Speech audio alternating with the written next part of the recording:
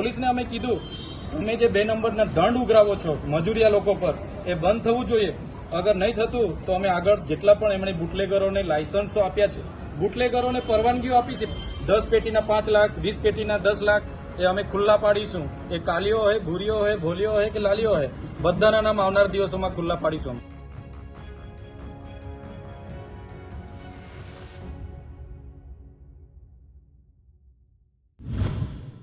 ગુજરાતમાં ભાજપનું સદસ્યતા અભિયાન છે છેલ્લા કેટલાક સમયથી વિવાદમાં આવેલું છે. આ અભિયાનમાં ખુદ સરકારી અધિકારીઓ અને કર્મચારીઓને જોતરવામાં આવ્યા છે એવો આક્ષેપ વિપક્ષે મૂક્યો છે. સુરેન્દ્રનગરની શાળાઓમાં જબરદસ્તીથી વાલીઓને અને વિદ્યાર્થીઓ છે તેમને ભાજપના સભ્ય બનાવવામાં આવ્યા. એ જ રીતે રાજકોટથી માંડીને હવે છેક આ વિવાદ છે એ નર્મદા જિલ્લામાં પણ પહોંચ્યો છે અને આમ આદમી પાર્ટી આ મામલે મેદાને પડી છે. ધારાસભ્ય ચૈતર વસાવા તેમના સમર્થકો સાથે આજે કલેક્ટર ઓફિસે પહોંચી ગયા હતા ત્યારે ભાજપ સામે ભારે આક્રમક મૂડમાં જોવા મળ્યા હતા. એની વિગતે વાત કરવી છે આ વિડીયોમાં. નમસ્કાર, વાઇબ્સ ઓફ ઇન્ડિયામાં આપનું સ્વાગત છે. હું ઇમરાન. ભારતીય જનતા પાર્ટી કેવી રીતે સરકારી અધિકારીઓનો ઉપયોગ સદસ્યતા અભિયાન છે એના માટે કરે છે અને કેવી રીતે આખી સરકારી સિસ્ટમને આજે સદસ્યતા અભિયાન છે એની પાછળ ભાજપે લગાવી દીધી છે તેનો ખુલાસો કરવા માટે આમ આદમી પાર્ટીના ધારાસભ્ય ચૈતર વસાવા આજે રાજપીપળામાં કલેક્ટર કચેરીએ પહોંચ્યા હતા. મોટી સંખ્યામાં સમર્થકો સાથે પહોંચેલા ધારાસભ્યએ કલેક્ટરને રજૂઆત કરી હતી અને વિશે મીડિયા સાથેની વાતચીતમાં તેમણે શું કહ્યું એ જોઈએ.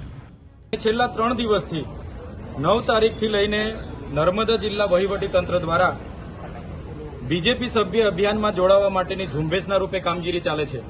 અમે ગઈકાલે 17 જણને ગામડાઓમાં રોક્યા, એમના આઈડી કાર્ડ જોયા તો ટીડીઓ શ્રીએ જાતે બીજેપી સદસ્યના એક કર્મચારીના કાર્ડ બનાવ્યા, એમના પરથી ઓટીપી લઈને એમની નોંધણી કરી.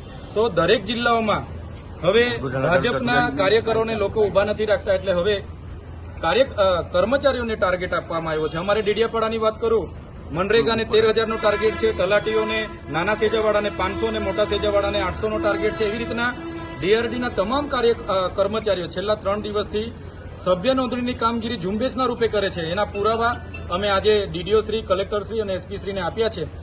જો આ લોકો પર કાર્યવાહી નહીં કરવામાં આવશે તો આવનાર દિવસોમાં મોટું આંદોલન થશે.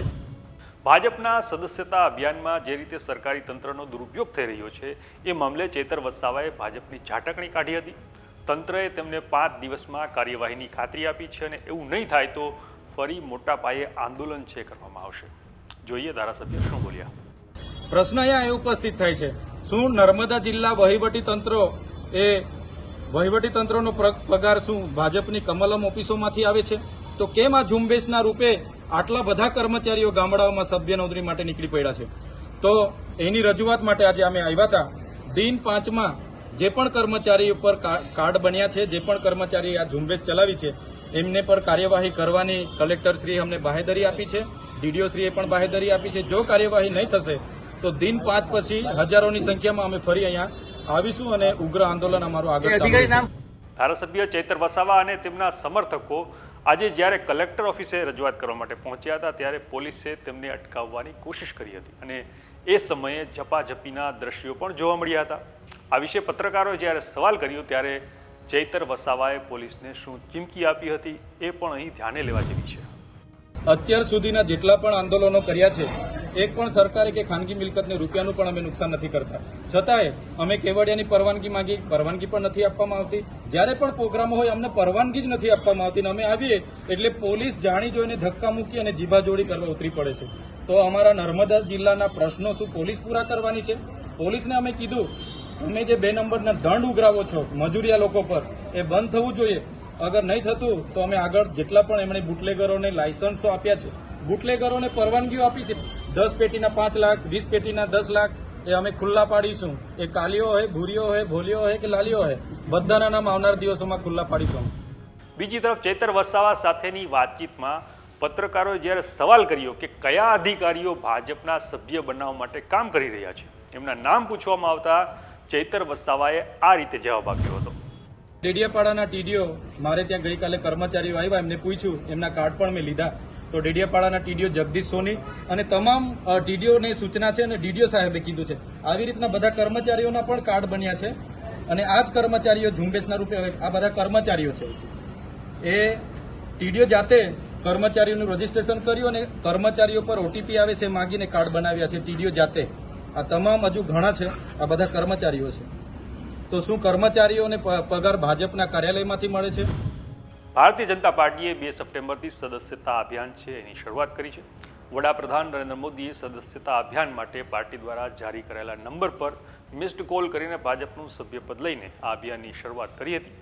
એ પછી જુદા જુદા જે રાજ્યો છે એના મુખ્યમંત્રીઓ અને પાર્ટીના જે ટોચના નેતાઓ છે એ પણ પાર્ટીમાં જોડાયા અને એ પછી આ 8 દિવસમાં ભાજપે 2 કરોડ સભ્યો બનાવ્યા હોવાનો દાવો કર્યો છે. ભાજપ 10 કરોડ સભ્યો બનાવવાનું લક્ષ્ય ધરાવે છે. આ મોટા ટાર્ગેટને પૂરો કરવા હવે સરકારી કર્મચારીઓ અને અધિકારીઓનો પણ ઉપયોગ થતો હોવાના મામલા સામે આવી રહ્યા છે, જેને લઈને ગુજરાતભરમાં આ વિવાદ વકર્યો છે અને રાજકારણ છે એ ગરમાઈ ગયું છે. ત્યારે ભાજપના સદસ્યતા અભિયાનને લઈને વિપક્ષ એવા આમ આદમી પાર્ટી અને કોંગ્રેસ કેવા કાર્યક્રમો આપે છે એ જોવાનું રહેશે. આ વિશે તમારું શું માનવું છે અમને કોમેન્ટ કરીને જણાવજો અને આવી જ અપડેટ્સ માટે જોતા રહેજો વાઇબ્સ ઓફ ઇન્ડિયા. નમસ્કાર.